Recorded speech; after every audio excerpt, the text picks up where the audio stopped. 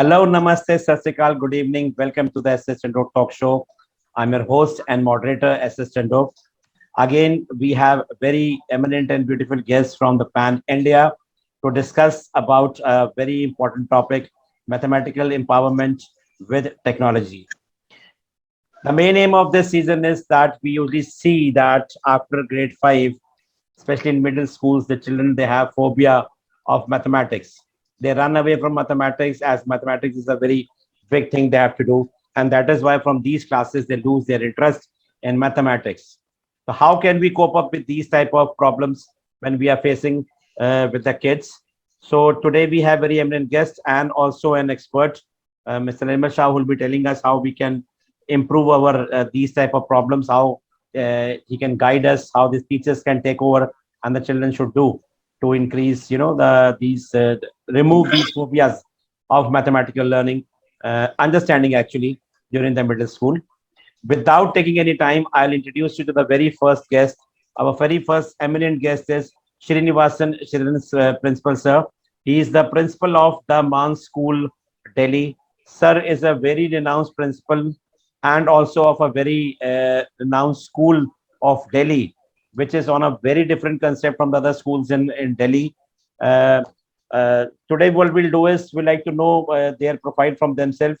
Sir, welcome and thank you so much for coming, sir. First of all, we like to know from everyone that did you came into this profession by chance or by choice? And sir, how come you rose from a teacher to a principal in a very prestigious institution like Amman International? Okay, good evening once again, everyone that is part of the show today. Um, and thank you for having me as a guest today and share my thoughts with you. Um, to be frank with all of you, I was a teacher by chance and not by choice. And it's a very long story, but to cut it short, I was working, in a company which was providing services in schools, and I was, put into teaching as a stopgap arrangement for someone, and that was the beginning, that spark. Somehow I connected with this profession and the nobility with which it brings in, and there is no looking back since then. So my career basically started. I am a South Indian. I belong to Chennai, and my career started in a school called the Madura Public School at Madurai, way back in 1989. That was a very short stint of 3 months. I was moved to a school in Kanyakumari, and in Kanyakumari, the school was right on the seashores. It is Vivekanand Kendra Vidyalaya.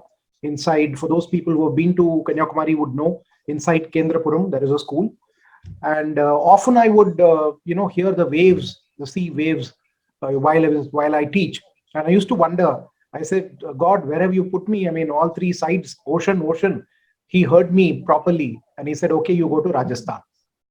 So the next stop was to move me to Ajmer, at a very prestigious school called the Mayo College, and that's a very renowned school, one of the top schools of the country. And I was again posted by the company on deputation for 1 year to teach computer science, and that is how I started my career as a computer science teacher. And for 30 long years, I was at Mayo College, holding various portfolios, including being the IT director of, managing all the IT related solutions in the school. And so the life was going on. Suddenly, the principalship offers were coming to me, and in between uh, was one offer from Man School. And I was looking for a break where the school is a renowned school, and it is in the same league as that of the Mayo College or the IPC conference that we belong to. And Mr. Mann, our chairman, look forward to a principal who's dynamic and who can bring in some changes in terms of not only the educational aspect but on the overall scenario. As you rightly said, we are a slightly different school in terms of offering residential facilities to students. So being from a residential background, he taught me to be the apt person, and that is how the change happened. And today I am the principal of the Man School. Amazing, sir. Welcome, sir. Sir, you are joined in which area over here, sir? Man School. I joined in 2020 along with the pandemic. Right, sir. That's great, sir. Welcome, sir, and thank you so much for coming.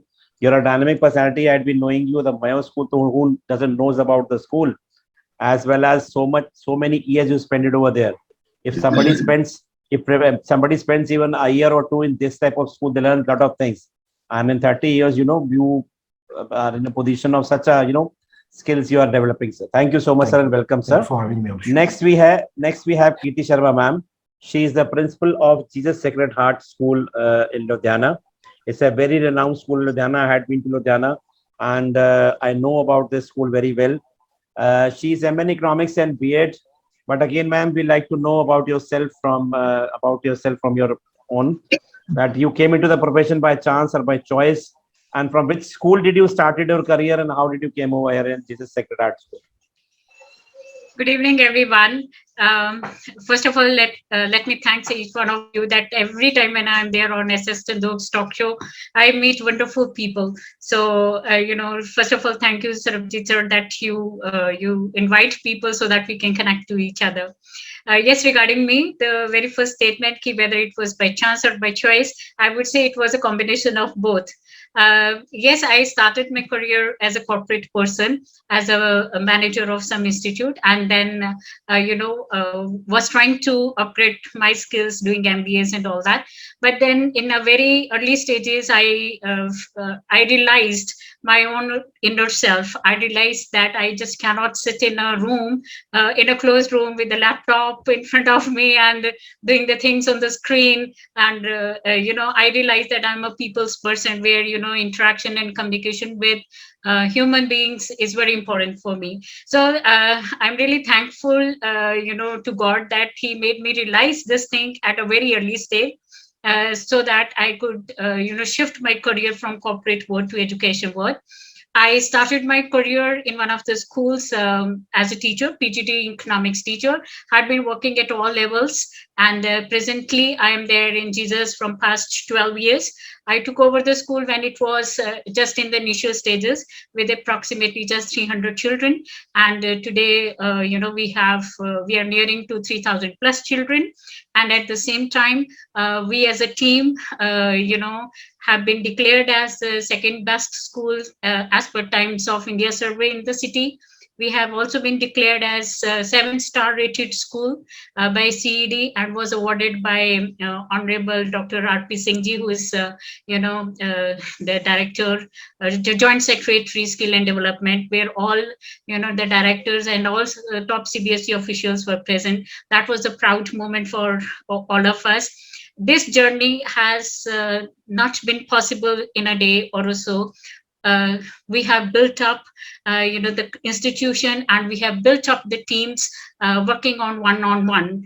And I, being a spiritual person, I am an ardent follower of Brahma Kumaris. So I do believe that leader of the school specifically, or any educational institution, a leader has to be a spiritual being, because we bring up human beings. Our product is human being, and to inculcate, all the values in the human being, it is very important that the leader first of all should have all those values. So I really spread all those spiritual values amongst my team members, amongst my parents and my students as well. And we are really blessed that we have a very good group of parents as well, and a good group of management and teachers, that we are, scaling heights. So thank you, Sarabjit sir, for allowing me to speak about my school and myself. Thank you so much. Ma'am, people should know that how you all people have reached to this place. It's so easy to reach over here, because I was just saying yesterday in a show that we used to see that the principal is coming in a car and sitting in a AC office, how wonderful life she or he is having. And karma is like you are doing the same now, and you are feeling jealous with the teachers right now. So many things you have to do as a principal. So it's not a easy, it's so easy. It's not everybody's cup of tea that everybody can become an administrator. You need to have a different mindset. You have to think out of the box. Then only you can reach over here. It takes years of time to reach over here and have a destination. And I told you, ma'am, that I know your management also already told you. They speak so high about you, that you have brought, from the root to that level, you have brought as a big tree to the school you have made. I had been seeing that so many years. I've been coming over there, and I've been knowing that how wonderful you're working there for the last 12 years. And it's a wonderful thing when you're working in a school for such a long time. Usually principals don't work for such a long time because you need to have that contact with the management also. The management should also be very good when you are doing that, and when they are recognizing your efforts. That is the most Yeah. important thing, and the biggest reward what you get from the management. That is for sure, it is important. Thank you, Thank sir. you, ma'am. Thank you so Thank you, much. ma'am. Thank you, ma'am, and welcome, ma'am. Next, we have Anju Mehta, ma'am. She's the principal of DCG International School, Punjab. Ma'am is also a very versatile personality. Everywhere in media, you also see, like Kirti ma'am is always there. Now she has started up her blog also and on YouTube channel also. New things she has started. And even I had also started when it came to the pandemic. Anju ma'am, really, we like to know about yourself about you, about from yourself. Please let us know you are in this profession by chance or by choice. And how did you, I mean, how many schools you have worked and what positions you had been? Thank you, sir. And I would definitely second what Kirti ma'am just said, that yes, it's a wonderful platform to connect with the like-minded people. And as far as starting with the career is concerned, yes, it was per chance. Now it is by choice. And over almost 3 decades in the educational sector, I started in 1991. And that was at the invitation of my old school principal, I've had the chance to study in convents and work in convents for the longest stretch of time that I remember. And it was at, per chance that I went there because they wanted me there for some kind of, input for some person who was not keeping well. And thereon I stayed, and it's been now almost 29 years that I've been in the education sector. And I have, over the years, donned hats as a teacher, as an administrator, as a principal, CBSE mentor, and CBSE evaluator. And my motto is that all the stakeholders, especially the students under our care, they need to have well-formed minds and not just well-filled ones.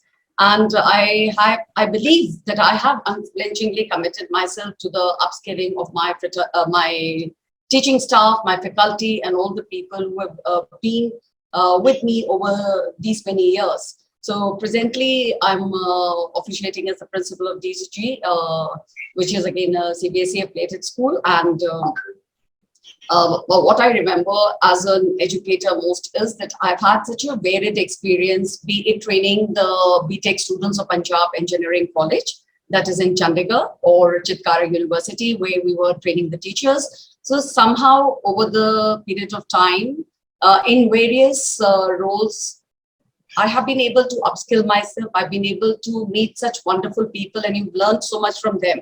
So as an educator, I think you become a more wholesome person, a more wholesome professional, and that heuristic learning that happens over the period of time ensures that all the stakeholders under your care are also evolving as individuals with value, character, and learning.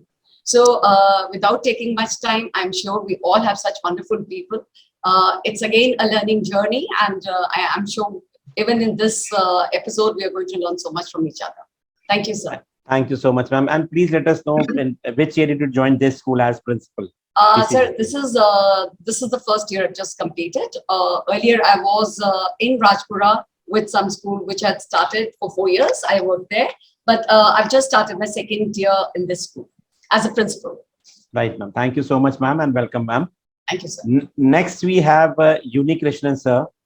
He is from Kerala, Malappuram. I mean, he asked me once when he came to the first show that how did you came to know about me? You are in Kanpur. You remember, sir, that I am in the other part of the country and you are over here. See, media, thanks to media, Exactly. they get us get connected and we are so much associated with each other. We keep on talking to each other. Sir is a very renowned personality in Kerala. He'll tell himself what he is doing, in which school he is. Sir, please let us know. You are the Saudi president also. He's Saudi president if he forgets. He never tells he's a Saudi president. He's Saudi president also, as well as sir is, working from, I think, last 3 decades. Sir, please let us know that you are in this profession by chance or by choice. and what institutions you had been working. How did you? Because people should know, sir. It's a hard work.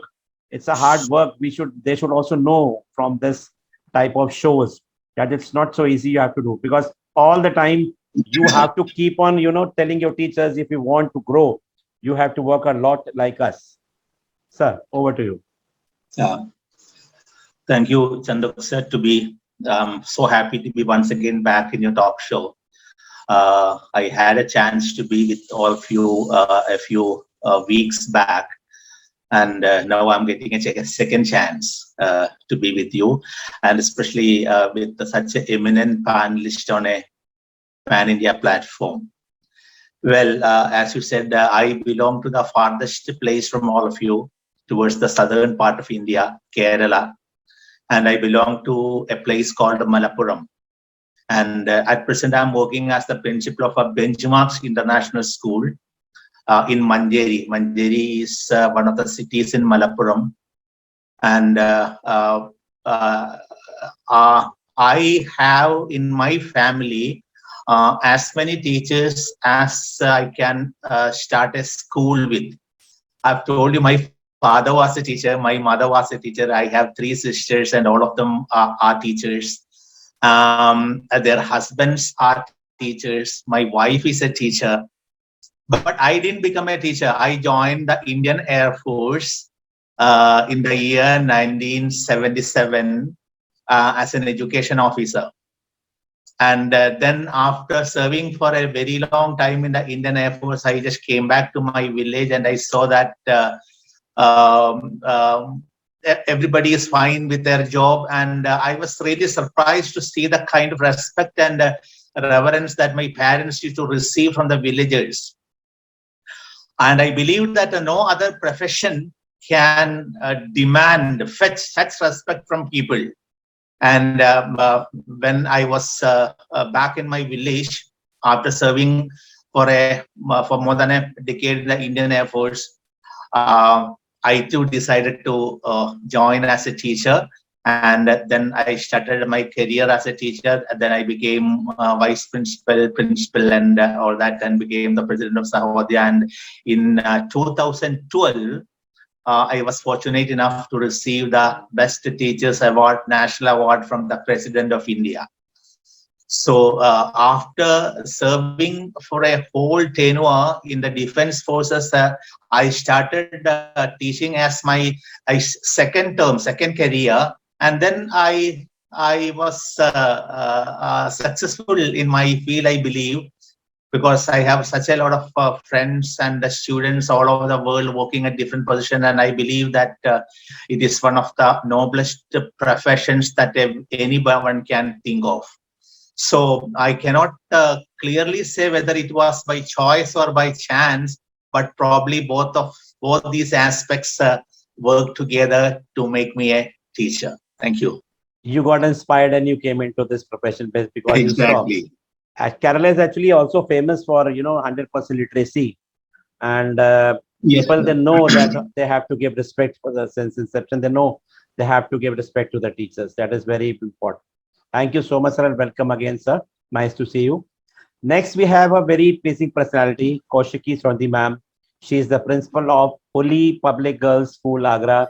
She might be the youngest of us, but she's a very versatile personality, and she had been into many things. She is into many things along being a principal. So I thought she is, and she's she does a fashion show. She's a model or what, and I saw that she has a baby also, and she is in the school as a principal. I was very surprised to see that a lady. She's so versatile as the youngest of us that she's into everything. Welcome, Kaushiki ma'am. Please let us know about yourself, how these things are happening. You have so many branches of a tree that everywhere you are found in such a young age you are. Please let us know about yourself, ma'am. Chandhok sir, you are always being so kind and you use words so systematically that I can't speak ahead.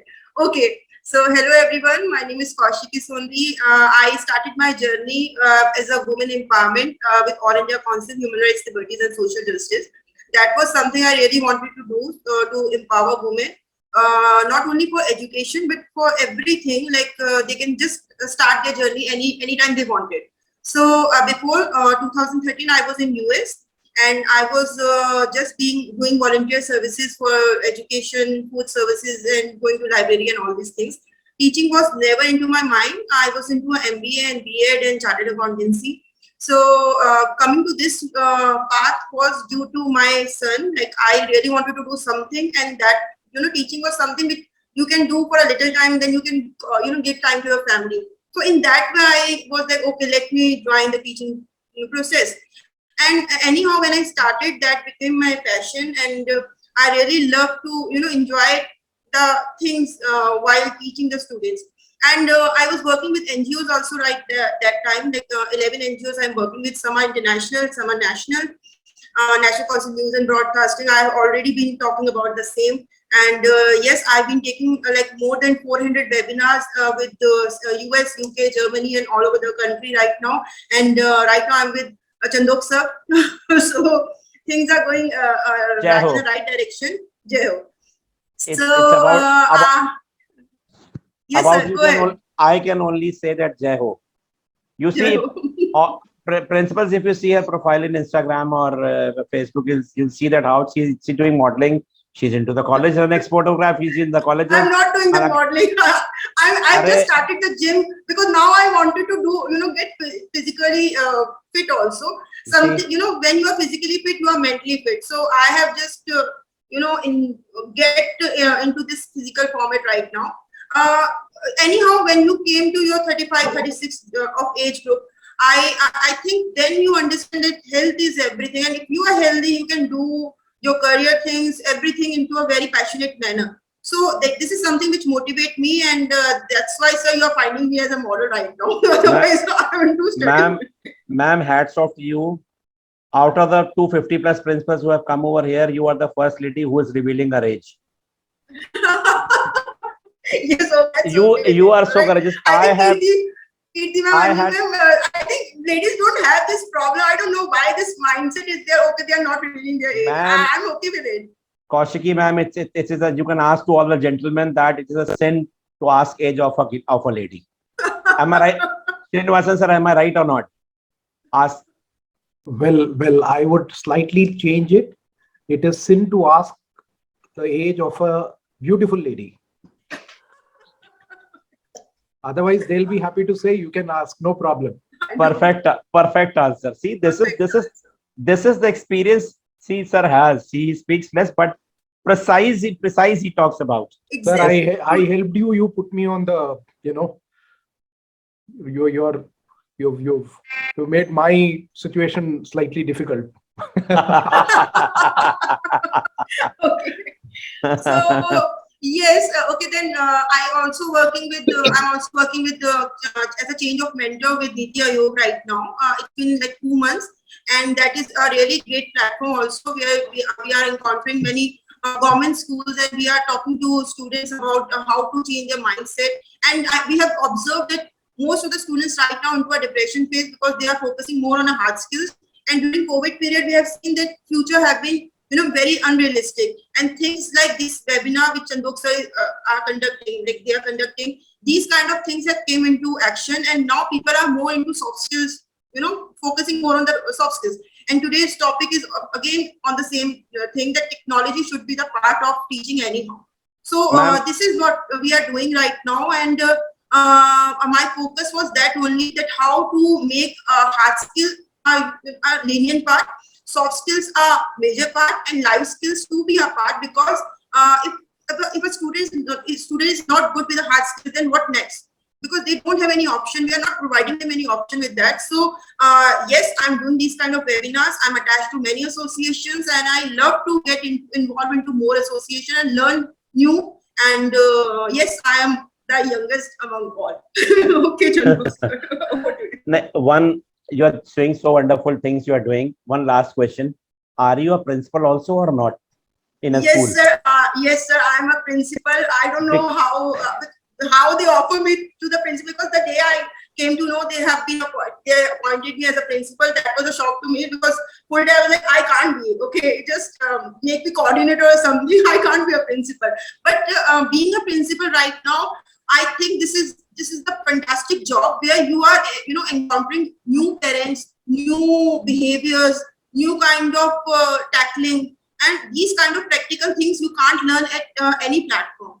I'm telling you, you can't. This is something you are dealing with the different cultures day by day. Actually, actually, ma'am, when I was talking to you, are you a principal or not? Because you're doing so many things.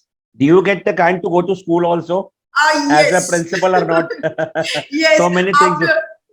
After 2 o'clock, I'm totally free. My management is very good. They are so cooperative, and they really love my job. If I'm doing something, they provide me the time to do that in their major time also. So in that way, they are very cooperative. And yes, after 2 o'clock, I do the sessions, and by 6, I give time to my physical fitness. And I think in today's world, that is a major thing. Even the students should do that. So mathematics is a mental thing, and we need that. Whatever at last you have said that my management is such and leaves you at 2 o'clock and this and that, I'll underline it and send it to all the management. Yes, I'm a fan of my management. I'm getting offers from many schools, but I'm sticking to this. Ma'am, if I have such type of management, I won't become the fan. I'll become the AC of that management, ma'am. Don't worry about that. Welcome, ma'am. Welcome, ma'am. It's nice. It's nice to have you again. Thank you so much. Then we have Nirmal Shah, sir. He's the co-founder of Counting Well, a very different concept, which sir will tell himself. Formally, I'll introduce you. He is the co-founder of Counting Well, a maths learning app for middle school schoolers. He is the expert of today. The goal is to make mathematics learning easy, anxiety-free, and participative for children across the country. Their focus is to help the so-called average students become more confident with mathematics and develop great problem-solving skills. They step up where schools teachers are not able to provide personalized attention due to lack of time and bandwidth. He is also a designing career and life lesson courses for the age of 10 to 14 years group built around mathematics. His concept is kids must know that maths matters and it will matter throughout their life. The best way to do that is to show them how. He has over 2 decades of experience in various roles, including executive positions in education, B2B, IT consulting and coaching and mentoring services, and many, many more. Sir had worked with so many companies and so much versatile experience he has. But basically, I will not take that time to tell that how many companies, international company has worked. Basically, come up to you, sir. I met him in a session again where I came to know that something can be done, because this is also because the concept of the S.S. Chandhok talk show is to take up the topics which are the hot topics for the education field. So after English, we came to know that mathematics is also very important. And after I realized that after grade 5 in the middle school, the children, they have a phobia of mathematics. That mathematics is a very big thing. It's a house out of thing that nobody, it's not everybody's cup of tea. So here the things goes down. So how can we improve that? This was being being found out by Nirmal Shah sir as a co-founder, and he found out Accounting Well app. And we'll come up to him. He'll tell himself, because he'll say my counterpart. You have told it. Why have you called me as an expert? So sir, please let us know, how did you came into this in this field in education, and you took up the people take up so many topics, robotics and this and that, and you came up for maths, and that too basically you started up with the middle school. And please tell us how this app is helping the teachers as well as the students. Thank you, sir. And first of all, very kind of you to call me an expert. I don't think I'm that much of an expert. The experts are all sitting here, and I'm just trying to do my bit and see how we can help all of the eminent people here and in the whole education business. How we came up with Counting Well, or specifically why mathematics, right? I was very bad at maths. In my school, I studied in a state board school. By the way, Shriram sir, special vanakkam to you. I was born and brought up in Chennai. So very happy to see another Chennaiite here. I spent my first 25 years in Chennai. So I call myself a half Tamilian, half Gujarati and quarter Kannadiga. So math doesn't add up, but that's how it is. So anyway, going back to why maths, right? So I was very bad at maths. When I went into 6th standard, I was in a state board school, and for some reason it didn't work out for me. I was not very happy. And in seventh grade, I moved to a CBSE school. It was a big change. At that time, the kind of content and the kind of teaching you get in a state board school versus what you see in a CBSE school was a huge, huge difference. I was just not able to cope up. In the first term exam, I failed, and I failed miserably. So math became that whole, fear subject. That whole math phobia started at that time. And at that time, I also got connected with my maths teacher. What I realized is that if you have a great teacher, then any subject you take, you can learn it very well. You will never have that phobia. I still remember the name of my math teacher in that school, Mrs. Tessie John. And the school was a very, very small school. There were 22 students in my class, and there was only one section.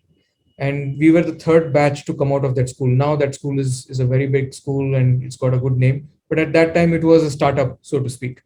What I realized when I look back now is that all the things that we talk about, we say that the personalized attention should be there, formative assessment should happen.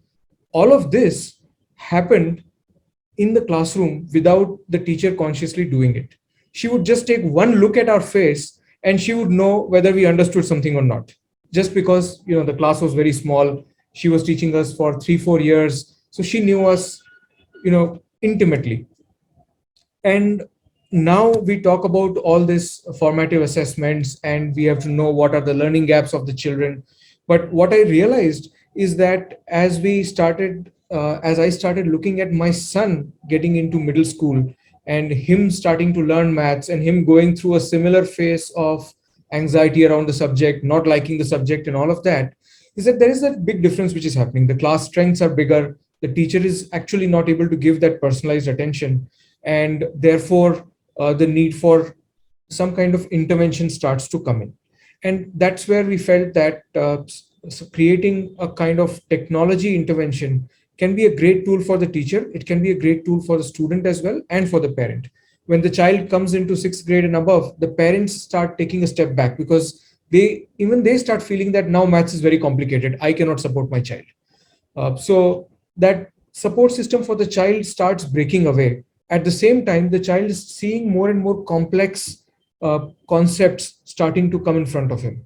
And that's where this whole maths phobia starts, right? So how can we intervene and how can we help? And surprise of surprises, we have been in the business for about a year now. We have about 75,000 students of middle school only who have used our app. And what we found is that we talk about all these things, that there is gender gaps, girls are not able to learn as well as boys, especially mathematics, or that in tier 2 cities and tier 3 cities, the children are not as good because of the quality of education and whatnot. And then there was this whole COVID thing. But surprisingly, what we found is that we came out with this whole state of maths report where all the students who used Counting Well for about 1 year, we evaluated how much was their improvement and how well they were able to cope up, especially because it was a COVID year. And we found that people, even in tier 3 cities, cities like Vapi in Gujarat, Virudhunagar in Tamil Nadu, all of these places, these are like few thousand people towns, right? You don't even have lakhs of people there. And still, we saw that there is a huge improvement in their maths abilities. So what we realize is that technology intervention can play a very, very important role in the child's ability to learn. And how can we make it even better? So then we came out with this whole model where we also tried to become a part of the school ecosystem and said that if we can actually do blended learning and we become a part of the school in a way where there is teaching which happens in the classroom, and then after that we become an after school intervention tool for the teacher and for the child, then that's a great thing. So that's what we built, and that's where we are today. Amazing, sir. And the most important thing, sir, you told me that right now it is free of cost for session 22-23. Right. This app is. So Yes. you are. So what is the concept of the 20 minutes learning? And like the parents, they are not liking that their children should, be with the mobile or laptop for much time. So what concept you are having? Please tell. So the other thing that we realized is that as far as the free part is concerned, we also understand that this is not the year where schools are in a very, very financially stable state, right? Most of the schools are just coming back. A lot of people are actually rebuilding a lot of infrastructure as well. Children are coming back. School cannot pass on fee burden to children. So we decided that we should have at least some component available to schools at no cost, so that even the child gets the benefit, the school gets the benefit. And as far as making money is concerned, there is always time to do that, right? So we will, whenever it happens. Now, the other thing is we realized is that last year, especially, or last couple of years, the children have been using gadgets a lot, right? They've been learning on the computers or smartphones or tablets and whatnot. And on the one side, the parents have started realizing that these devices can be used for learning. They are not just for games. So that barrier is going away, that बच्चों के हाथ में gadgets मत दो, they will start playing games and they will start getting addicted to it. But at the same time, they are also realizing that too much of that time on the gadgets is not good for the child, obviously. So how do we balance that both? So what we decided is that the way we have to structure our content is that can we give enough learning for the child in a day where the child feels that he has accomplished something, he has achieved something. So that is a motivator to keep learning more. At the same time, how do we restrict the amount of time? So we created what we call as a micro learning module. So, for example, if we take just 6th standard, we broke down the content into almost 300 learning objectives. And each learning objective takes about 5 minutes to complete. So then the child spends about 20 minutes a day achieving 3 to 4 learning objectives. The child has achieved something. At the same time, they have not spent too much time on the gadget. Right? They've just spent 20 minutes. They have learned something new. And they go back to the class the next day having learned or at least achieved that par level with other children. At the same time, we are not forcing them to use the gadgets a lot. So that was the whole philosophy behind that 20 minutes of learning. Right. So thank you so much. We'll talk further also in the later part of the session. We'll come up to the next round, which I won't call it a question round, but it is a suggestion round. We'll come up to Srinivasan, sir. Sir, we would like to know your views on the saying that mathematics is not about numbers, it is about understanding. As sir, you have a lot of experience, you might have seen that mathematics is taken the same as other subjects are, but it is very different. So please, your views on the same. How much time do I have? Sir, 2 to 3 minutes. Such a vast topic. I think Mr. Nirmal Shah has summed it up from his experience as to what is ailing mathematics. Typically, it is the most important component that maths is related with is definitely the understanding part. We normally say we read other subjects, but we can never say we read mathematics. We always have to understand mathematics. And during my time, the teacher used to say, "Beta, when you are solving mathematical problems, don't read mathematics, but practice those solutions." Because there are times when you read, you will understand the flow. But when you try and do it in the exam, you will get stuck up on a particular step and then you will be struggling to find the right path. So when you practice it, it will help you. And for that, you need a total conceptual understanding of the subject matter. So understanding, as the name beautifully, education, Chandhok Sahab, E stands, the first 3 letters sums up the education completely. E for enjoy, D for discover, U for understand. Okay, so these 3 are the basic foundations on which our education should rather stand on. And I think understanding, as in Bloom's taxonomy, it's a very, very integral part of the knowledge understanding or the conceptual understanding of mathematics as a subject is very important for somebody to master it. Now, in old days, we had this idea of, rote learning tables. You see, 1 ones are 1, 1 twos are 2. You keep, people start. Somehow mathematics teachers, I wouldn't blame them, and I'm not generalizing it. At many places, they have extended that rote learning into the various other aspects of mathematics also, and that doesn't work. So today you have the learning of tables also in a very scientific way. Like, you give any 2-digit number, there is a scientific way of making the table. No, those things were never available, to the students during that time. But today, mathematics has gone a long way in terms of teaching it in a different way. Also, one other area where mathematics can help is learning by doing. and that's precisely, outside classroom activities. Now, I remember in Mayo College, we used to have the steps for the squash courts, which was effectively used as a place for teaching the students addition and subtraction. You climb 4 steps, you add, you climb 4, you subtract, you come down. So this is a fun way of doing it, and students used to understand. Also, Mayo College building had a lot of rectangular, pieces of marble, and the teachers used to give students the homework or the classwork, you may call it, to go and find the area of a particular area, of the building. So those involved typical practical activities which connected the students with the importance of mathematics. So outside classroom activities are an integral part. Use of technology and digital mediums like Counting Wheel is one. We have fun with maths. GeoGebra is one, which is a free medium where teachers are using it extensively to teach mathematics to students. So these digital tools help a lot in making the students understand the concept of mathematics rather than just going about teaching it in like any other subject. Gamification is again one fantastic way wherein students get connected. And of course, the fun factor, learning is fun. So fun factor should be a part and parcel of, mathematics as well. And as one madam said, soft skills is again a very important aspect when, students will be able to connect with mathematics as a subject. And one big problem that is ailing today is about dyscalculia. I'm sure most of you would have heard this name.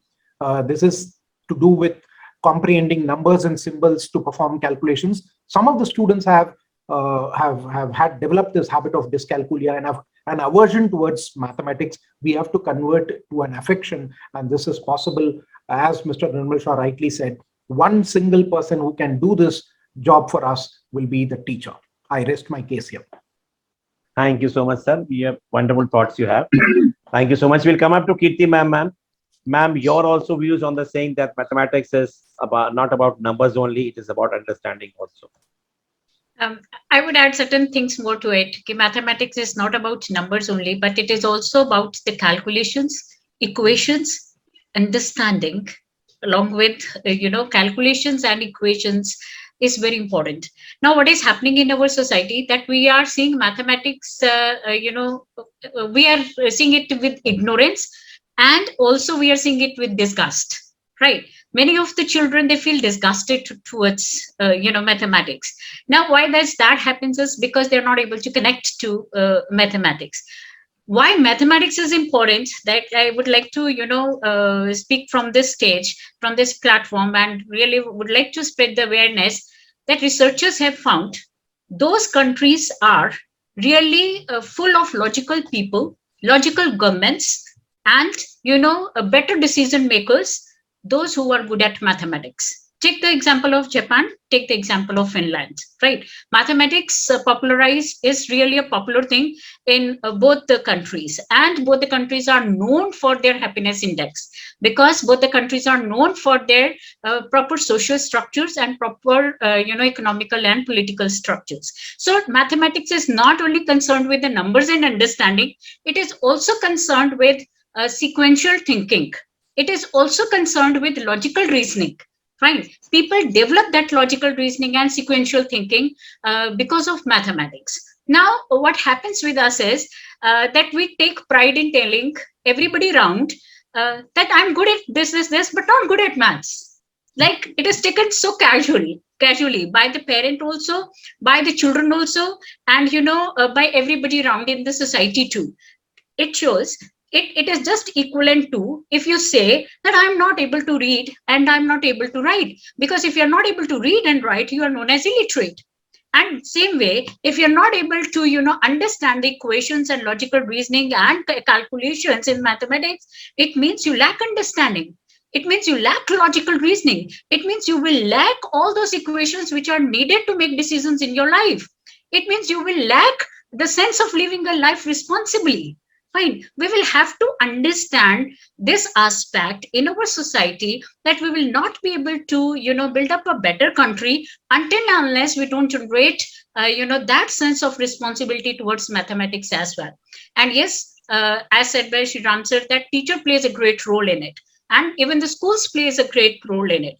How mathematics is represented in front of the children, right? How problem is taken up in front of the children, and how children are taught about it. Think that will give a great thing. I really don't know about counting well, but yes, I had been, referring to many vendors, many people around, just to see that how can mathematics be a joyful learning in the classrooms, right? As I was really attracted to the caption given by you, Chandok sir, that mathematics and artificial intelligence, right? So see how closely they are connected to each other, because this will be how we will be representing our mathematics in front of our children in a more joyful way, in a more logical way, and therefore this conception from our society will be removed, that it is not proud to be unaware of mathematics. We should not be proud of it. It means we are a group of people who don't know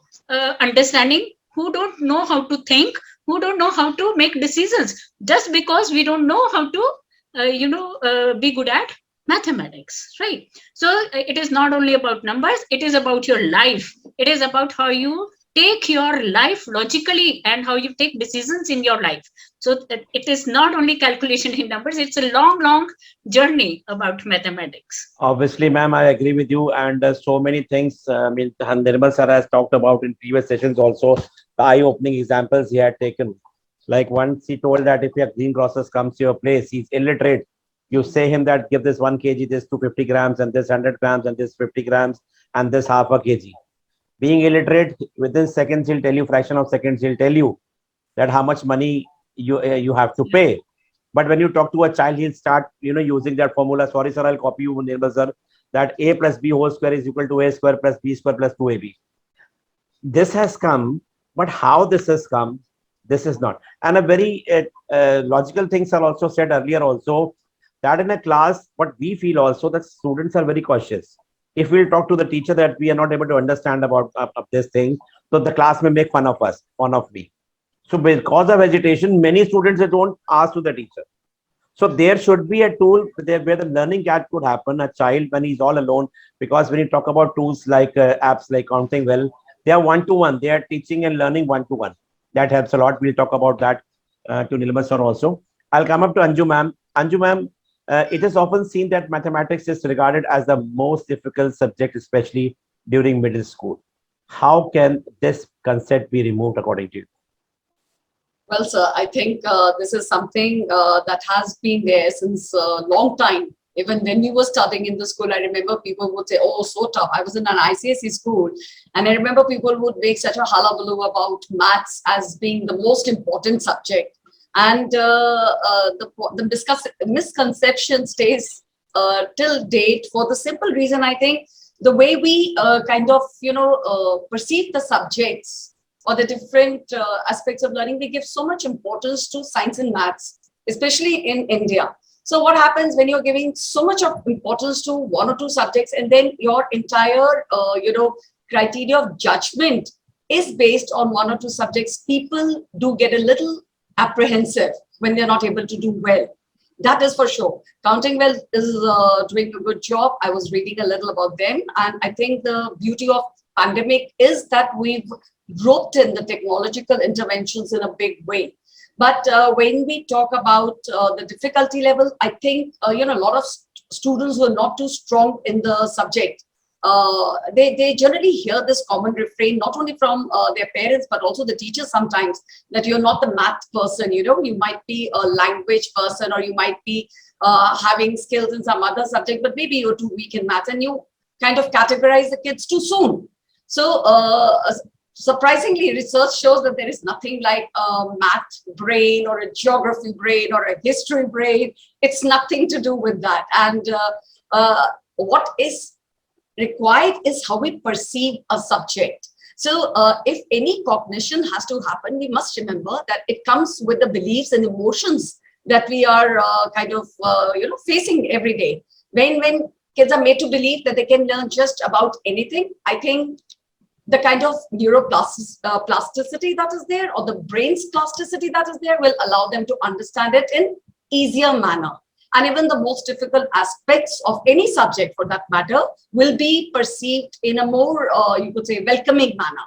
I would say that the difficulty, why children basically feel that it's a difficult subject, because we teach it in a manner with so much of importance that is given to this. If you ever see, generally you would have one period of art, one period of maybe 2-3 periods of languages, but maths would be there in everyday timetable. You know, how we perceive the subject, it has to fundamentally change. What's going on in that classroom has to fundamentally change. We have to make sure that when the child is coming from primary to the middle class, children are not given just a set kind of a question, some kind of a closed questions where the answers are just right, wrong. Now, what happens when you give some questions that are merely requiring a correct or a wrong kind of a, solution? When those students who are not able to do them in the first go, they kind of have an impression that they are not meant to be the maths. They're not supposed to be good in maths, or maybe they do not have it within them to do maths well. So the way they approach the learning becomes a little skewed. I personally feel that maths need to be introduced in a very fun manner, like Sir said initially, and Ma'am said it. The fun element has to be there. The creative element has to be there. You've got to relate maths with what's happening around them, the real world. The experiential learning needs to be roped in, not because the CBSE implemented it. I think a lot of good teachers were doing it even before the terminology entered into the NAP or otherwise. So when you tell them about the snowflakes, when you talk about the fractals, when you talk about the Fibonacci, any of these things, this adds a fun element to the way children perceive the subject. It's more of a challenge rather than a difficulty. So again, having said that, I think when we are doing even the maths calculations, we need to understand that it involves complex and dynamic kind of communication. Like you said, the soft skills, of course, but it also involves the visual cortex. And if you see the technology, again, having played a very good role in these last 2 years, because if you're doing maths with the this on the smart boards, the concepts that you're teaching on a paper, they take a different perspective on a frame where you can relate what you're talking. So classes are not visual. If you ever talk about maths, they're more of numerical and abstract classes. We do not add that visual element that's required. Children learn so beautifully with that. Yes, ma'am. Ma'am, what you want to say, what I have taken into is that the society is there, which puts into the mind of the child, now maths, it is going to be a very tough thing for you. It may be the peer pressure, it may be the teachers, it may be the parents, everybody puts some pressure. Now maths is going to be a very big thing for you. I must tell you my experience. I am a commerce teacher, accountancy teacher, Srinivasan sir. So when I'm going to the class, I always used to say that, see, mathematics and accountancy are the most easiest subject. Some concepts and all the questions will around that. That flexibility, if you are able to know, you can do it. For every learning subject, answer of every question is different.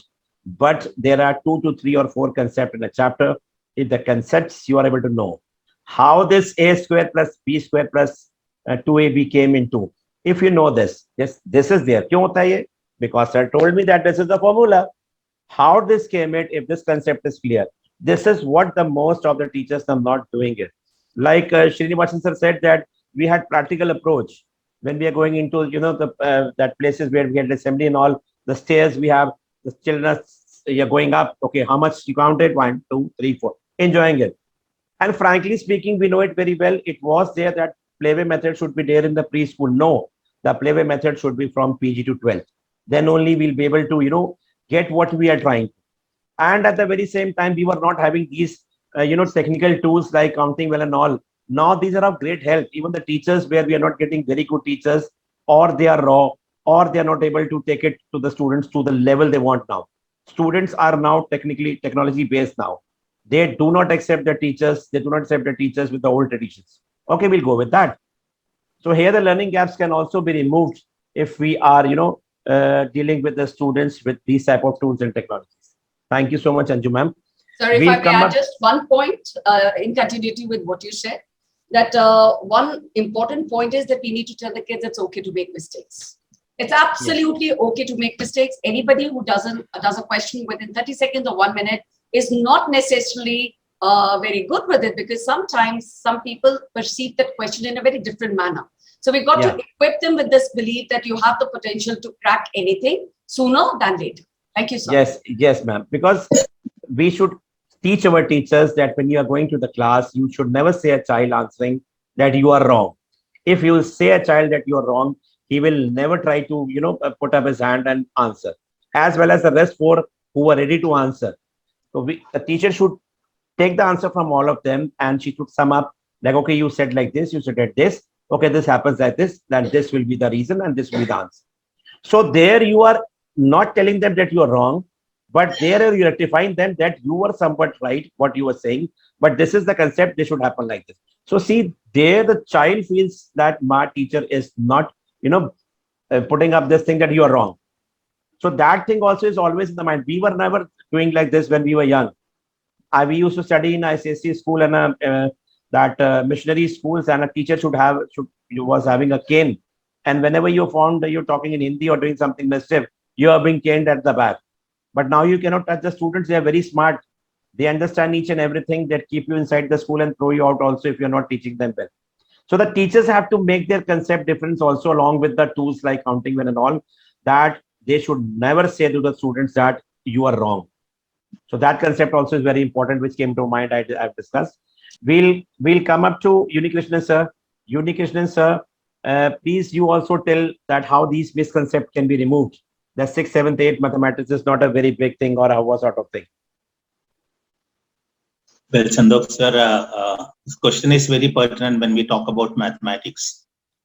Well, usually people join a panel of discussion when they like the topic, when they are interested in talking about it, and when they like to share their ideas with people. But today, I've decided to join this discussion just because of one fact, that I never liked mathematics. When you do not like a topic also, you may have something to share with people. And that was the reason why I joined this discussion today. I always consider mathematics to be a very difficult, unpleasant, uninteresting, and serious subject. I also know many other people who think like me. And I strongly believe that the teachers who taught me mathematics in my formative years were responsible for this. I'll tell you the reasons. The first reason is that, as I remarked about the subject mathematics before, my mathematics teachers were also difficult, unpleasant, uninteresting, and serious people. Many of you may disagree with me, but I'm talking about myself, and I also, on behalf of many others who have the same opinion like me. These teachers have never tried to connect the topic with the real life situation, or never made an attempt to make the classes lively and interesting. For all of them, maths was just a dry world of lifeless numbers and symbols. And all these produced an uninteresting impression in my mind. And of course, in course of time, I started disliking mathematics, and to some extent, I started hating it. And this continued for several years during my school days. And over the period of time, like me, many other students also started regarding maths as an unpleasant subject. But this notion can be removed only by the conscious efforts of the maths teachers. There must also be some sort of discussion, some sort of efforts, some sort of sharing ideas among people, among decision makers, among mathematics teachers, to make mathematical concepts more interesting and student friendly. And if all these things happen, perhaps over the period of time, I'm sure the notion, as you said, the maths is a difficult subject, will gradually change. Amazing, sir. And hats off to you, sir. Why I'm saying this, I'll reveal a truth to you. Many principals, they have refused. I said them that come up, we are having a topic with mathematics. Oh, mathematics? No, no, no, this is not my cup of tea. When principals will say this type of thing, what will happen to the students? Yeah. So see the fear of the mathematics. The fear of mathematics is, sir, Srinivasan sir, that few principals refuse me that, sir, we will love to join your show. Any other topic, we'll come twice, thrice, four times, but please don't talk about mathematics. I was really amazed. Our principal is, see, I said them that we are not, I won't give you any questions to solve. You don't have to put up the formulas and solve that. Please, we are talking about the difficulty level of mathematics. Oh, no, no, no, no. Mathematics means something very dangerous.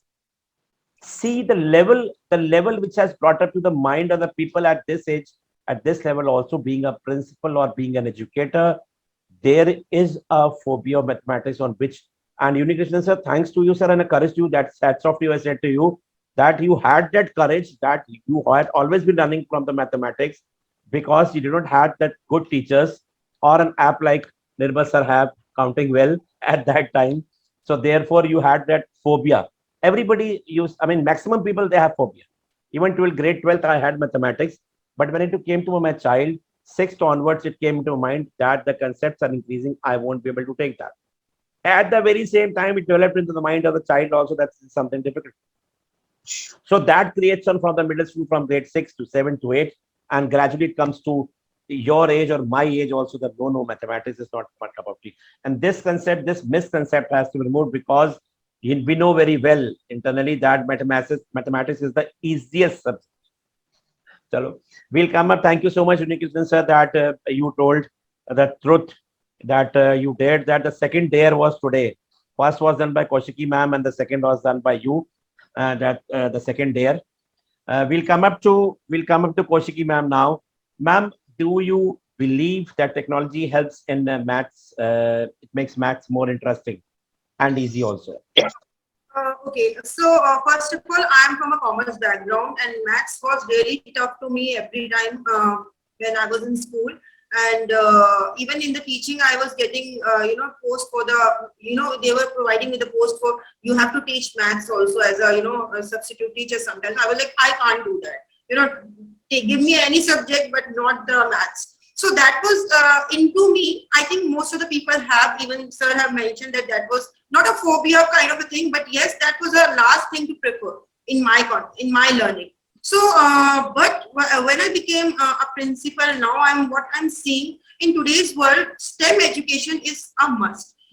These being in, whether in science, technology, doing engineering or whatever concept, mathematics is something. Even being a principal, we have to tell the fee structure to the parents. So then also we need to explain them. Okay, we are providing you this concession, we are giving you this, and we have month concession. So we have to calculate. But that too calculation is into a perfect format, so we are easy to deliver them. But sometimes on a very random basis, we have to take decisions, even for the the fees collection and everything. We have to do that, keeping in mind that this is also a call as a principal. So being in this profession, yes, mathematics is a most important thing of learning, and technology play a very important role here.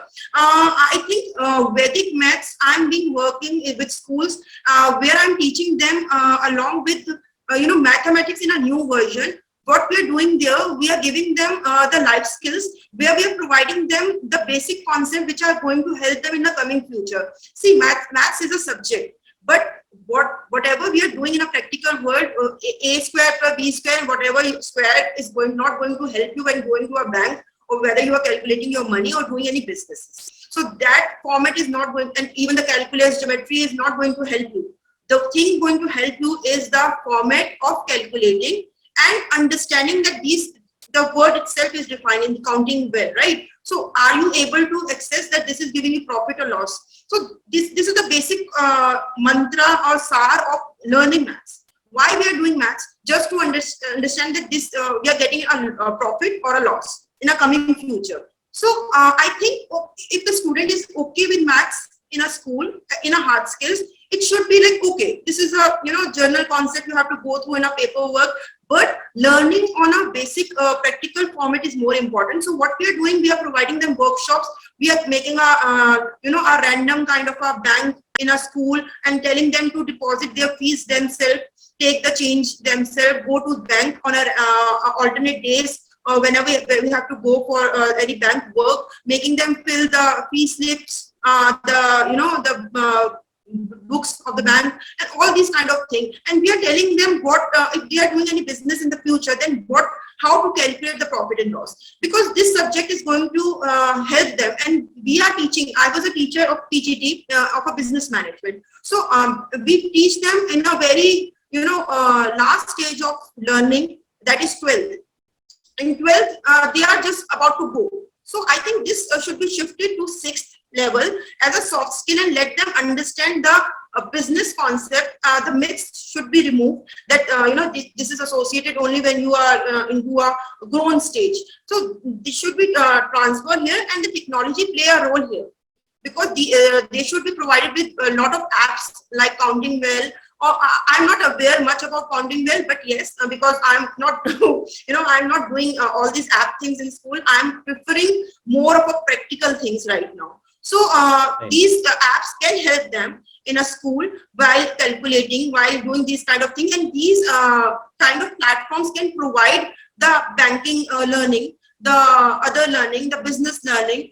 These kind of things can be evolved and make their mind more suitable for the coming future. So I think technology plays an important role, and Vedic maths we are doing right now. We are 16 sutras and 13 sub sutras are involved, which make all the calculations very easy. So what I'm doing, I'm hiring these kind of teachers who are suitable with the Vedic maths, Gurukul learning, and they are aware about the banking things and other things which are going to really help them in a coming future. So technology we are preferring, but right now on a more of a authentic and real world examples I'm framing them, and I prefer raw examples much as compared to apps. But yes, for apps, if they are providing these kind of real life examples, so yes.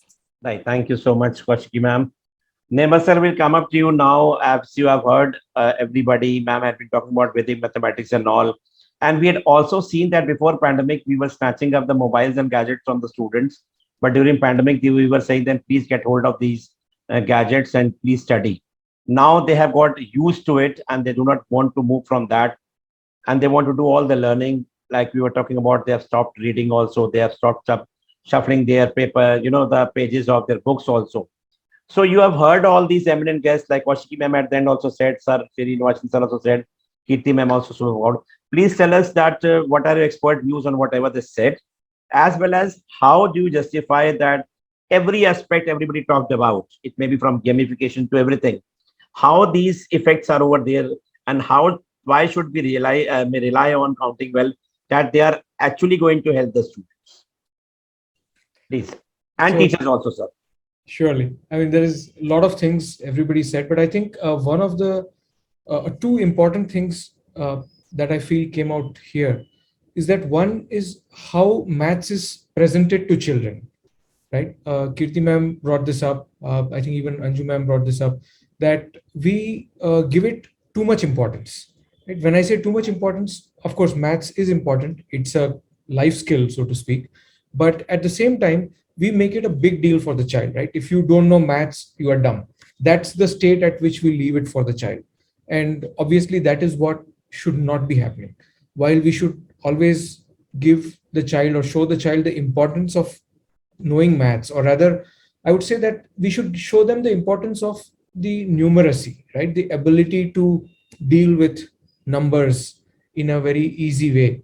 That's what we should be talking about. And if we are able to do this in a way where the child gets very involved. So for example, some of the things that we have implemented is that, when the child is learning on the app, we don't simply give the information, right? That is what you typically see in, for example, if you were looking at a YouTube video, somebody is just teaching, or they're using a whiteboard or blackboard and they're writing it down, and the child thinks that he has learned it. But actually, after they finish, they have not really learned it. So how can we change that? Now with the app, what we have done is that, for example, we have made it interactive. So instead of simply saying that you have learned something, we ask a question and say that, for just a simple example, we say, look at this samosa. what shape do you see here? Do you see a square? Do you see a triangle? Do you see a rectangle? What do you see? Right? And the child says, I see a rectangle. Then we say, it's not really a rectangle. Think about it. There are three sides. So what is this object with three sides? Right? So now we kind of get the child to start thinking. We also make the child feel that they're discovering what they are learning rather than it's being just spoon fed to them. So that way the child is very, very involved in that learning process. And sometimes it's not practical for the teacher to sit with every child and do this every day, right? They can spend maybe one day in a week or sometimes even less than that, but to do it on a day-to-day basis is not practically possible. So this is where this kind of an intervention can help. The other thing I think what was brought up is what Anju ma'am said, that we should not be telling the child that you are wrong, right? We should always be helping build that growth mindset in the child, that even if they are wrong, that whole struggle of trying to solve a problem is definitely going to help them move forward. So how do we do that? Again, the child using an app or learning on his own, one, it creates a self-learner. It gives them that confidence that I can learn on my own. And second, there is an environment where the child is not intimidated, right? It's an intimidation-free environment. I can make a mistake. Nobody is watching over me. I will learn from it and I will move forward. So how are we able to create that kind of environment for the child? And finally, I will bring up this point, what Mr. Unikrishnan made, and also what Kaushiki ma'am said, that, and both are related, right? That you provide skills which the child is going to use in life. If you give them the life skills, if you show them that the way, whatever you are learning in maths, how it is useful in your real life, then the child will find it interesting. What Unikrishnan sir was saying, that teachers made maths uninteresting. If only they could relate it with what you are doing in real life. If I teach trigonometry and if I show them that there is something called a cantilever and it is used to build bridges, and that knowledge is going to be useful in this way, then the child would at least know that I'm learning it because it is important in some way, right? So if we are able to bring those kind of examples. So one of the things we have done is that instead of just saying that we will do syllabus oriented maths teaching, we have created courses. Like there is a course on financial literacy for children, right? For middle schoolers. We created another course called Mathematical Foundations of Data Science. So we said that you are learning probability, you are learning data handling, you are learning numbers, you are learning graphs and charts. All of this is the foundation for data science. So don't think that this is useless and you'll draw a graph in the exam and you'll get some marks and it's a scoring topic, right?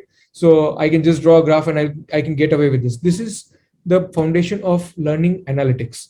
So we link that with data science and how children can learn. So we created examples where we said that, here is a cricket match between India and Australia.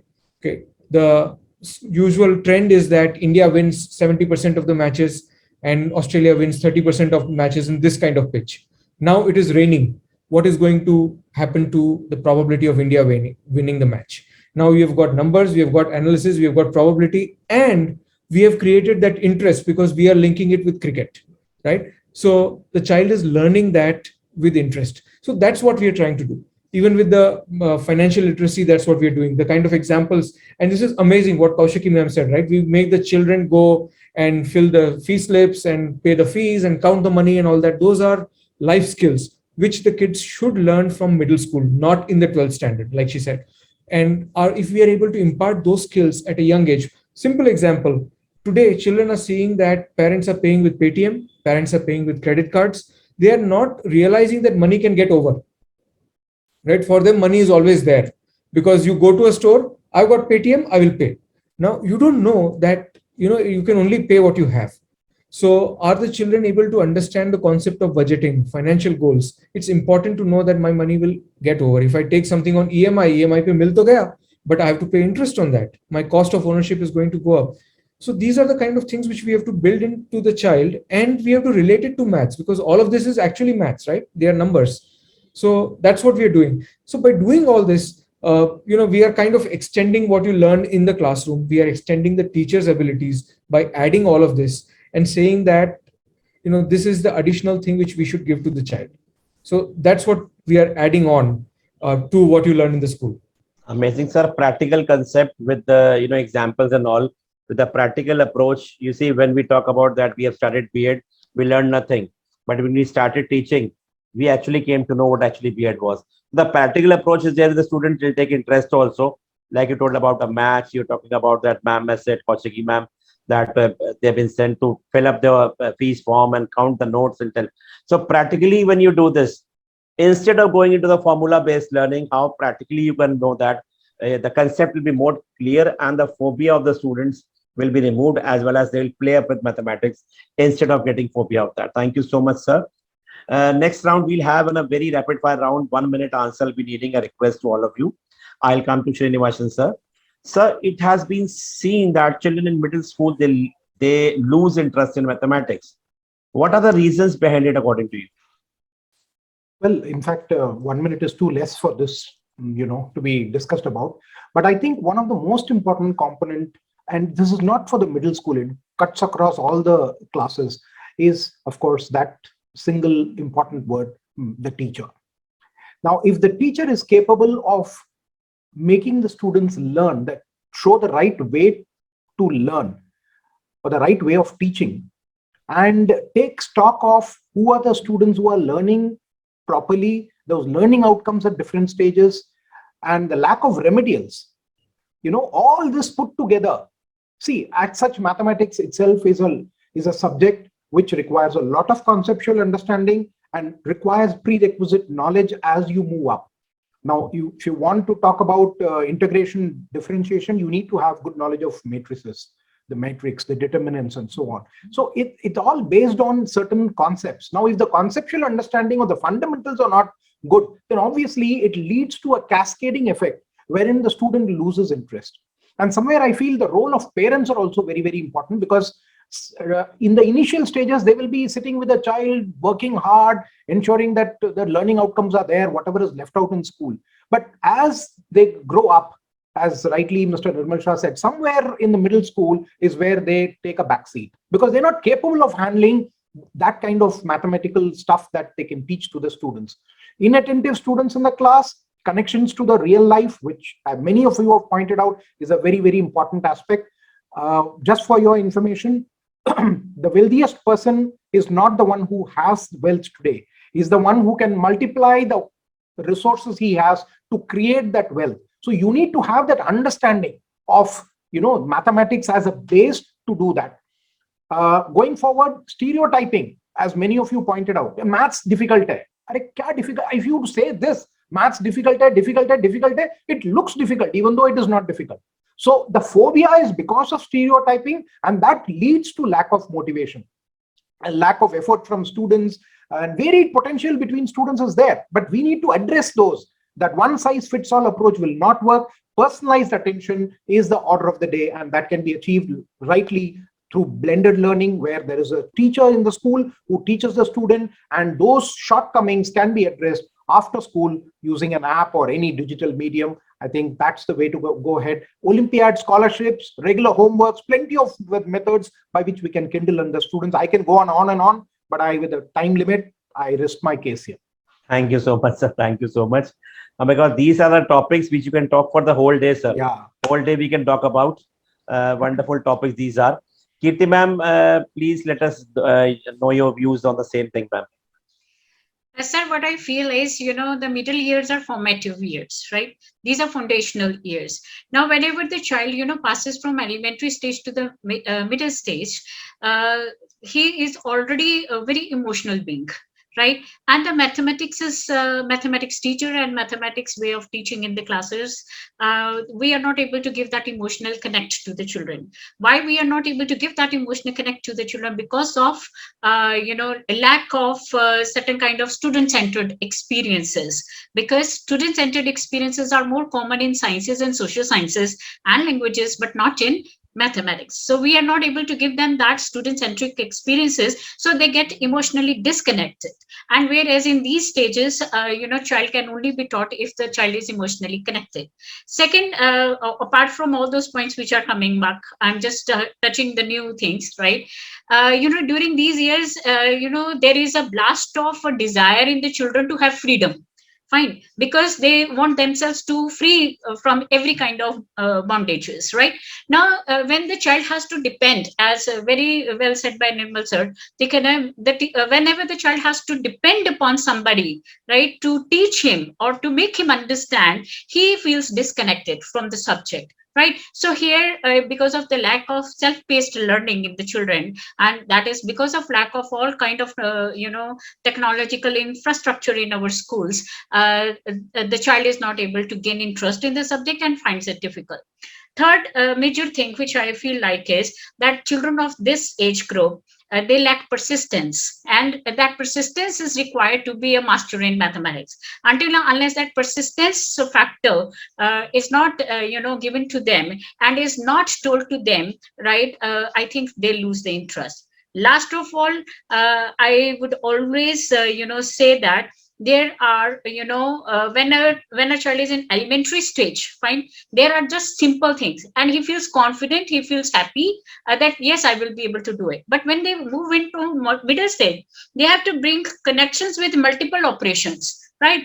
And when he is not able to bring those connections in multiple operations, he starts feeling himself to be a failure, and to save his own face, he starts seeing mathematics in a disgust and starts ignoring mathematics at all. I think these are certain of the major problems, and we can solve it, of course, by self-paced learning. We can solve it by blended learning and personalized learning.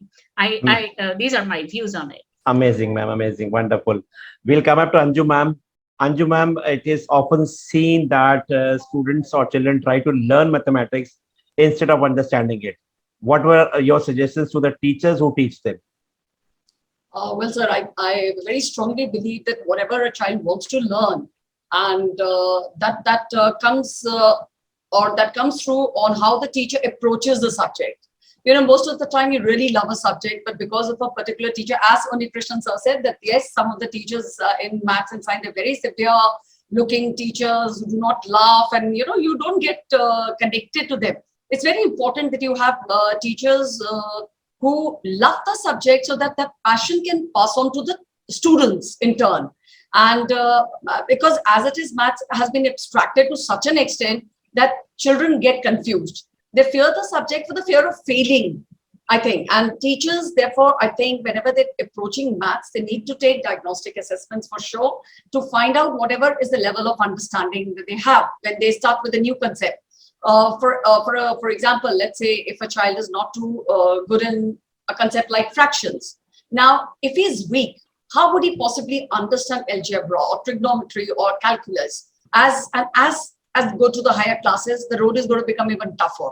Now, like sir said about trigonometry, I think I like to kind of tell my teachers to give a lot of real life examples. When we teach trigonometry, for that matter, they will stop, rote learning. Of course, you need to rote learn the formula. Sometimes you kind of give it a mnemonic. Mnemonics helps. So it kind of brings an interest into the learning. But having said that, if you tell them the applicability of the concept that is being taught, it gives you a more relatability.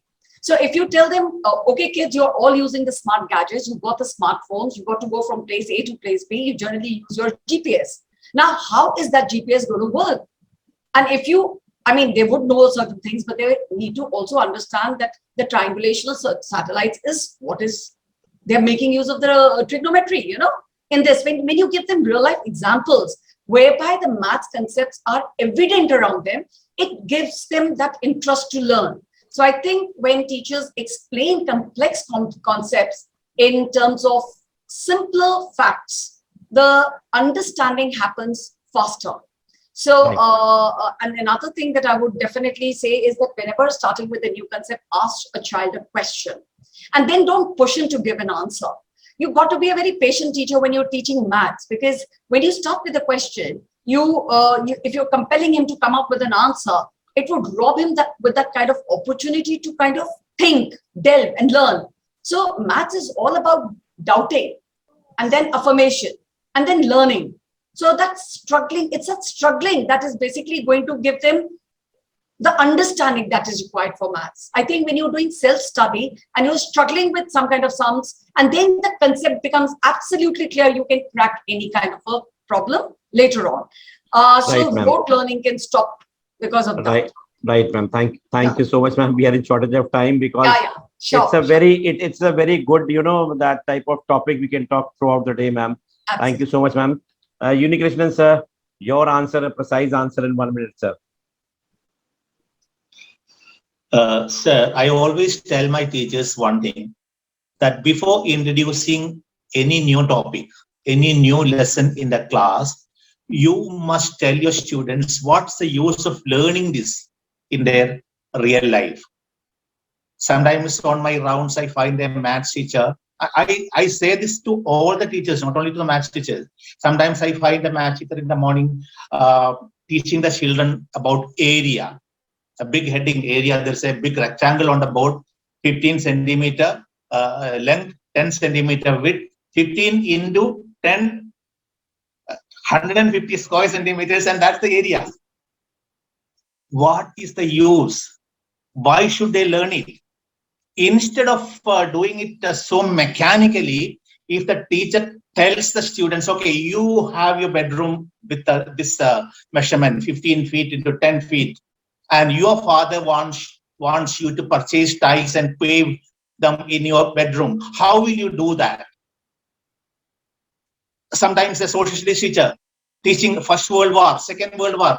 Why should the children learn the First World War and Second World War, their causes and effects? This has happened long years back. Have you any time told your students the reason for learning this First World War, the causes and the effects? Most of the time, the answer that the teachers give is no. Why should they learn then? So as long as the teachers are not able to tell the students the real significance of learning something in their real life, the actual learning never takes place. And that's the reason why mathematics remain as lifeless numbers in the minds of the students, and the concept never comes into it. Absolutely right, sir. Absolutely right, sir. Thank you so much, sir. We'll come up to Kaushiki, ma'am. Kaushiki, ma'am, your views on the saying that technology is a tool with the help of which teachers can become smarter and thus provide smart learning. Okay, I will give a small example and then I will start what I want to say. I always, this is in a 1 common minute. example. Yes, in a 1 minute. No, I will take 2 minutes. Okay, so, when a child is born, so we see that they cry, we are focusing more on a sensory development. I think I have put this example last time also. So, and then we help them we see the sensory things and all the work they are working. He's able to hear, see, all these things. He's crying, okay. And then gradually when he grow up, we provide him the books and tell him to study. And now we have grades here. And this is what we are doing wrong, I think, we suppose, because we are providing them the intellectual knowledge and we are not working on the sensory development. And that is also we are doing when they are growing in the years. So what we are telling them, okay, you have to do this, formula learning, and why we are doing that, as Unikrishna sir have told, we really don't know why we are teaching them. Even I don't know why the students are learning history. Truly. So CBSE, okay, these are the rules of CBSE. We have to do some practical work to show the grades and we have to get the job profile and okay for that. But I believe that being normal on the hard skills and working on more on why we are doing this with technology based, yes, we can hybrid, in COVID we are seeing we are doing the hybrid learning. We were not aware of the Zoom, right? We understand teachers were learning Zoom. Even I don't know how to use Zoom. I was using the Google thing. So things have changed. Things have made us learn. So if we involve technology in today's learning, they will get used to it. But we have to understand what kind of technology tools we are using. And here the role of Counting Well and these kind of platforms come into existence, where we need to understand that, yes, what we need to explore and what we need to develop, what already been developed, the formulas and everything, we need kids to let them know, understand that what they can, how new formulas are coming to existence. Why Harvard and other universities children are able to bring something new and we are not able to do that. Mathematics was a thing which have been evolved from our country, So why our students are lagging behind? Because we are not providing them the area of exploring. So this kind of technologies are here playing a role where they can let them explore new things. develop new things. Why only in management department or other technology department we are exploring, but not in mathematics? We are not finding any children doing any new formula, bringing something new from India right now. From other countries, we are hearing, okay, this kind of things are coming. But what about this? So we need to understand this concept again. And yes, careful selection of tools should be done. If schools are doing that, should be there. And the teacher should be also aware of the tools they are using. It can't be only one way. Right. It should be a three-dimensional thing where the person involved, like if Nirmal sir is taking this thing into a school, then he should be the in charge along with the teacher, teaching them, and then again with the students. And the total feedback area should be there. With students are telling them the feedback, okay, we are learning that, or we are having the problem in accessing this and all. And yes, there should be a data resource that I have written this point. I really don't know how to explain, but I love this point. Data resources should be easy. Example, Sketchpad, because already we have been using so many kind of things like sensors, multimedia, graphic calculators, and all these things. So I believe new concepts of learning should be there, because children are now handy. They need mobiles. They don't need smart boards or blackboards and writing the concepts and learning them gradually. They can't do that, because even the COVID had made them more easy tasking about learning. So these kind of apps should be very easy, and I think more of focus should be on right now education system has changed, 5 plus 3 plus 3 plus 4, right? Then mathematics should be an optional subject in learning the formulas, and life skills learning of mathematics should be the practical approach where they should be taught from the very beginning, and onwards 6th math should be optional. So I believe that can be a change in our education system. Thank you so much. Thank you so much, ma'am. Nirmal sir, over to you. We have heard all the eminent guests. As an expert, you have to talk about that very fast, as well as let us know that it is only for the students, or this app is also useful for the teachers. Is it removing the role of the teacher, or the teacher's role is always there in the app? Thank you. Over to you, sir. Sir, you're on mute. Sorry. I would like to touch upon the practical aspect of implementing this kind of technology, right? And that will answer your question about the role of the teacher as well. So I think what everybody said at a very philosophical level, it makes sense, right? What we should do for the children, how teachers should be involved, how we should bring real life examples and all that.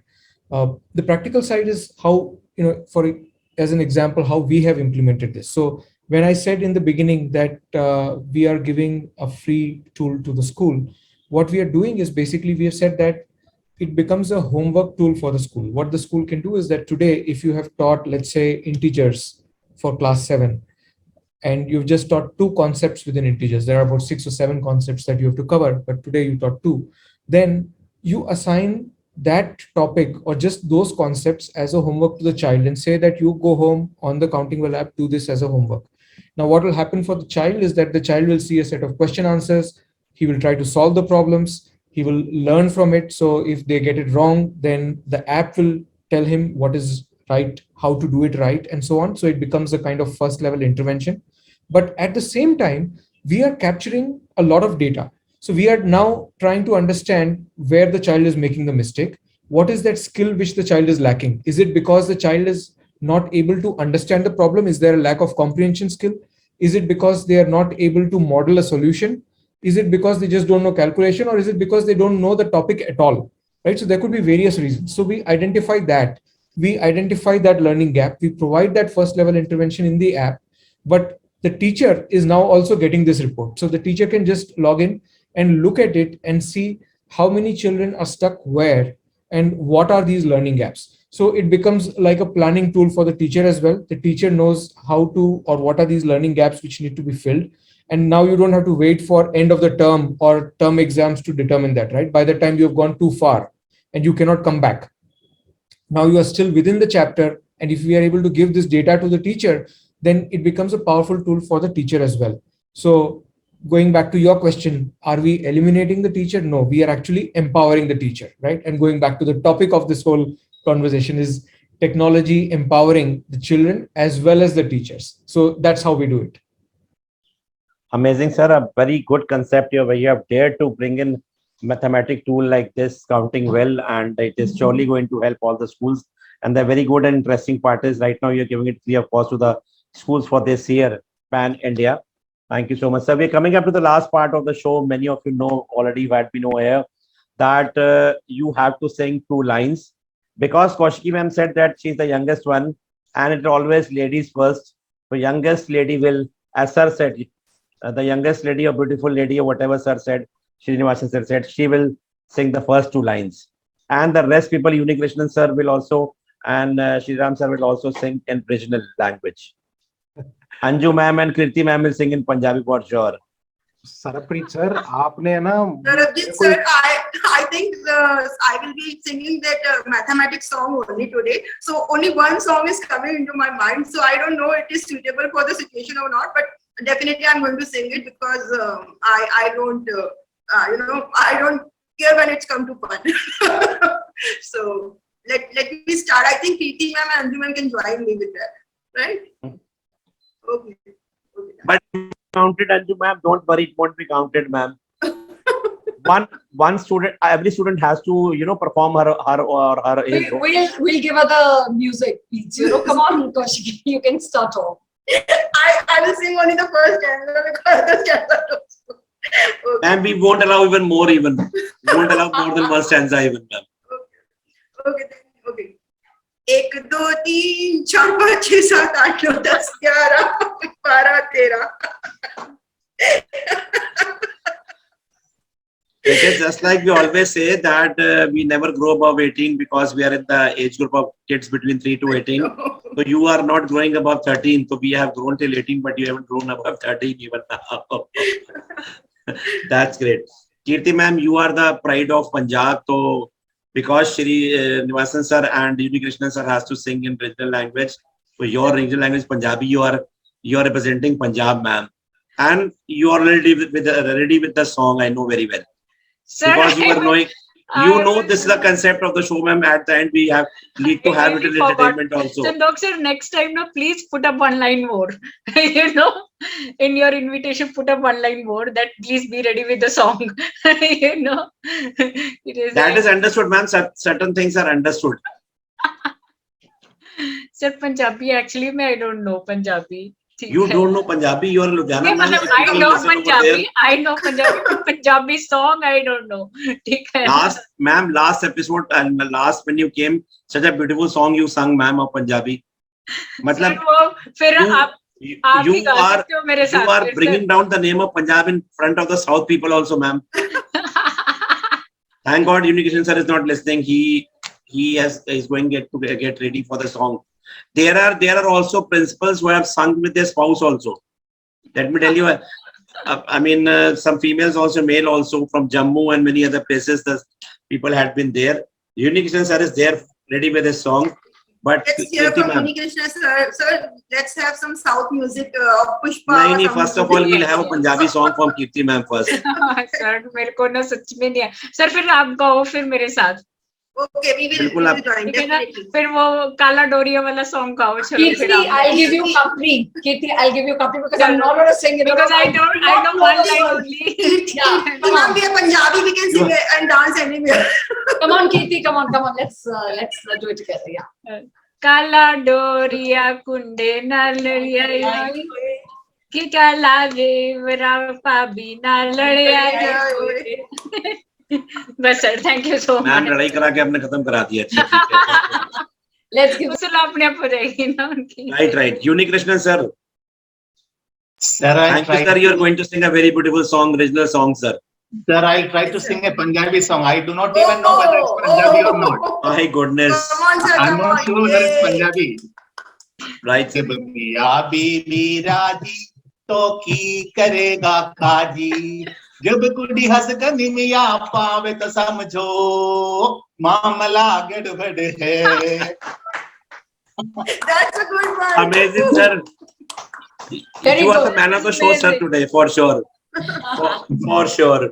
We'll come up to Anju ma'am, then our special guest, Srinivasan sir, will sing a original song for us, for sure. Sir, don't say you will also sing a Punjabi song. Who is a good singer?